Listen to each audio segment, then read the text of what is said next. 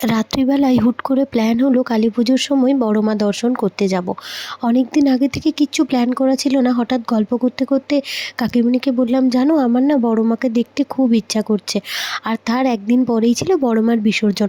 এত ভিড় হচ্ছিল, বাড়িতে সবাই বলছিল যে এতটুকু বাচ্চা নিয়ে যদি যাস একদমই পারবে না। কিন্তু আমার ছেলেটা এত লক্ষ্মী, ওকে ভোরবেলা কোলে করে নিয়ে বেরিয়ে পড়েছিলাম বড় মা দর্শনে। আসলে মাই তো সমস্ত কিছু ঠিক করে দেন। আর ওদিক থেকে বাবাইও অফিস থেকে ফিরছিল, ও নৈহাটিতে নেমে গিয়েছিল। ওখান থেকে আমরা বড় মা দর্শন করতে বেরিয়ে পড়েছিলাম। এই কালী পুজোর সময় বড় মাকে দর্শন করার জন্য স্টেশন থেকে সরাসরি নেমে যে জায়গাটায় মন্দিরে যাওয়া যায় সেটাতে যাওয়া যায় না, অনেকটা ঘুরপথে যেতে হয়। আর যেতে যেতেই অনেকগুলো মা কালী ঠাকুর পড়ে, সেগুলোই দেখতে দেখতে যাচ্ছিলাম। বেটুও কিন্তু খুব সুন্দর সেদিন আমাদের সঙ্গে ছিল। অবশেষে বড় মার কাছে এসে পৌঁছলাম। কী যে শান্তি লাগছিল মাকে দেখে। টাটা।